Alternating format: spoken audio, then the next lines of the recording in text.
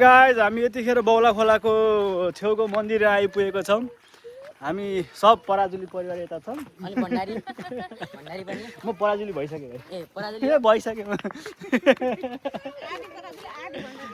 मन्दिर चाहिँ अगाडि पछाडि देख्न सक्छौँ होइन। हनुमानजी उता पहाड उचालेर खडा भइसिन्छ। ओ ठुलो बनाएको छ है मन्दिर त। यो मन्दिरको बारेमा केही भनिदिनुहोस् न, भनिदिनुहोस्।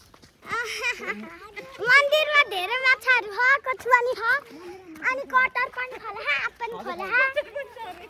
मन्दिरमा भगवान चाहिँ होइसिन्न? हुनुहुन्छ। कुन चाहिँ भगवान होइसिन्छ त्यो मन्दिरमा? गणेश भगवान, लक्ष्मी भगवान, अनि हनुमान भगवान, अनि टाइगर भगवान। हजुरलाई मनपर्ने भगवान चाहिँ को हुनुहुन्छ? मलाई टाइगर भगवान। टाइगर भगवान? किन नि? शिव भगवान पनि हुनुहुन्छ, अनि पर्या भगवान नि हुन्छ, माछा भगवान नि हुन्छ। ओके, हजुरलाई यो टाइगर भगवान चाहिँ किन मन परेको? टाइगर मलाई धेरै मन पर्छ त्यो भएर हो। अनि गाई भगवान पनि हुन्छ। धन्यवाद। धन्यवाद। ल यो थाहा पाउनु भयो नि होइन, यहाँ कुन कुन भगवान होइसिन्छ भनेर। यहाँ चाहिँ लिङ्ग पनि रहेछ। यो कतिवटा लिङ्ग छ ल? लिङ्ग शिवजी उता होइसिन्छ। सबै थरी मन्दिर हामीले देख्न पायौँ, दर्शन गर्न पायौँ।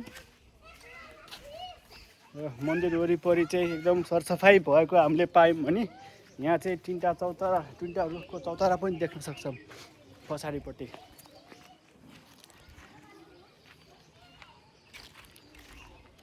ल भन्नुहोस् त भाउजू, यो तिनवटा रुख कुन कुन रुख हो? अनि स्वामी ठ्याक्कै स्वामी राजा स्वामी। ल यो बर पिपलको बिचमा हामी स्वामीको रुख पनि देख्न सक्छौँ।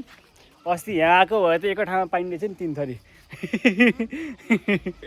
हामी अन्त्य खोज्दै गयौँ व्रतबन्धको बेलामा।